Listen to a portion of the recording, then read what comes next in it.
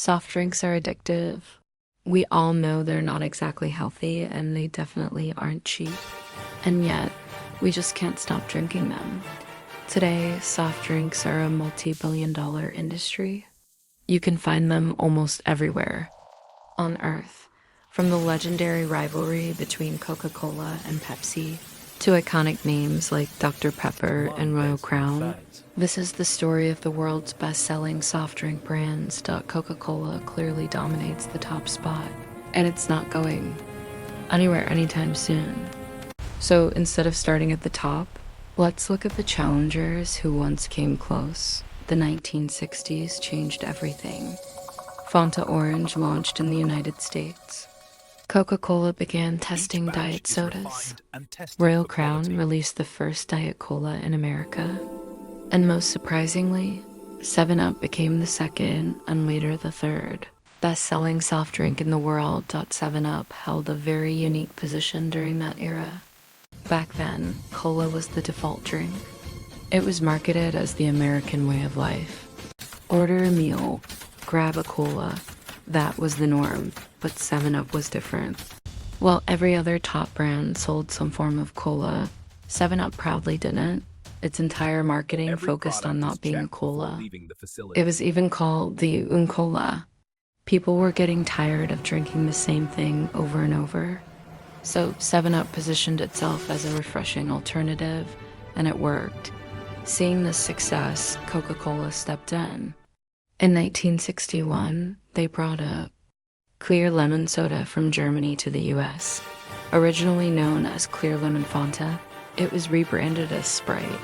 Sprite launched as a direct competitor to 7-Up and quickly gained popularity. Over time, Sprite kept closing the gap.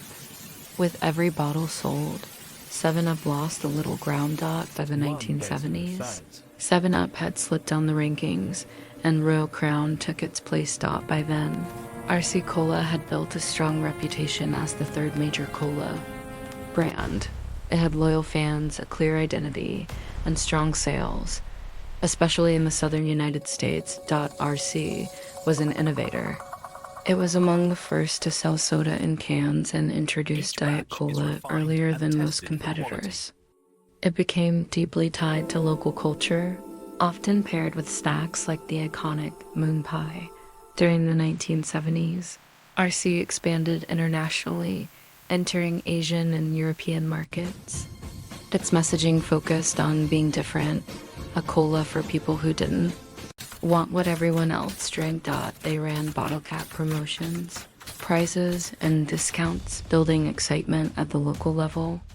But their biggest advantage was price. By working with independent bottlers, RC could be sold cheaper than Coca-Cola or Pepsi in diners, pizzerias, and small stores.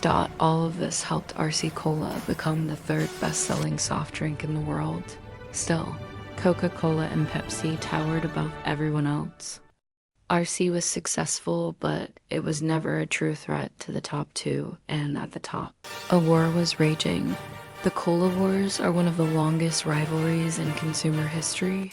Since the 1930s, Coca-Cola and Pepsi have battled for the #1 spot. Their rivalry peaked in the late 1970s and 1980s. In 1975, Pepsi launched the Pepsi Challenge, a blind taste test where many consumers preferred Pepsi's sweeter flavor.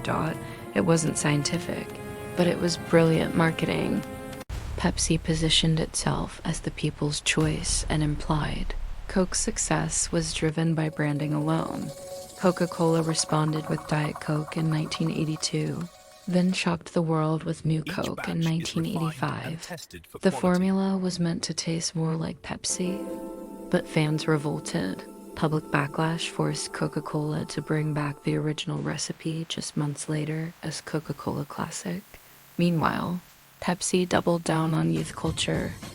Celebrities like Michael Jackson, Madonna, and Cindy Crawford became the face of the brand. In 1984, a Pepsi commercial accident injured Michael Jackson, becoming one of the most infamous moments in advertising history.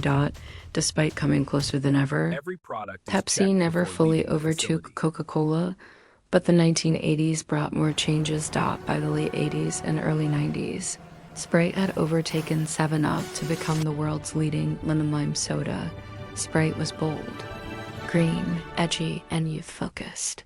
It embraced hip-hop culture and spoke directly to a younger generation. 7-Up struggled, sales declined, and in 1986, it merged with Dr. Pepper to survive.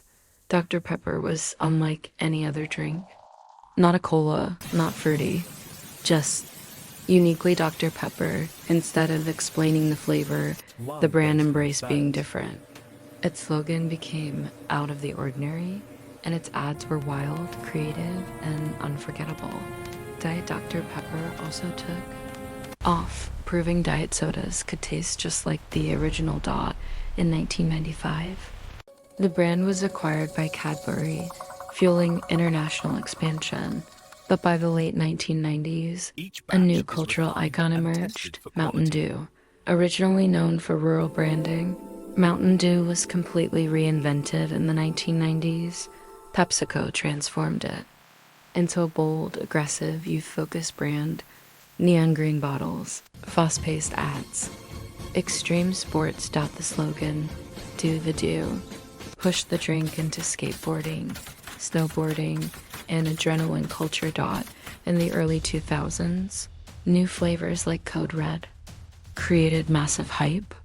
Mountain Dew also became deeply tied to gaming, sponsoring esports and major game releases.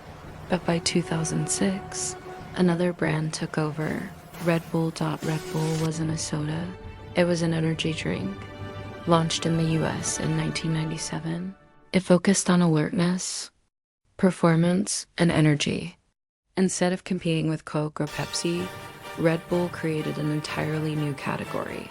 Its marketing centered on extreme sports, cliff diving, air races, Formula One, and more. Red Bull didn't just sponsor events, it built them. The iconic Red Bull Stratos Space Jump cemented its global dominance. By the late 2000s, Red Bull became the third best-selling soft drink in the world. Then came Gatorade, created in 1965. To help athletes replace electrolytes, Gatorade built its image through sports. NFL teams, NBA players, and iconic moments like the Gatorade shower. As fitness culture exploded in the 2000s, Gatorade surged. By 2014, it surpassed Red Bull. But in 2020, everything changed. The COVID pandemic reshaped consumer habits. Energy drink sales surged as people worked from home, while sports drinks slowed due to gym closures. Red Bull reclaimed third place in 2021. Monster Energy joined the top rankings.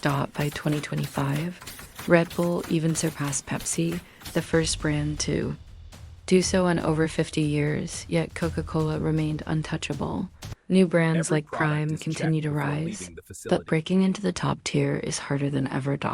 So now the question is yours. Will any brand ever dethrone Coca-Cola? And will Prime make it into the top 10? Let me know in the comments.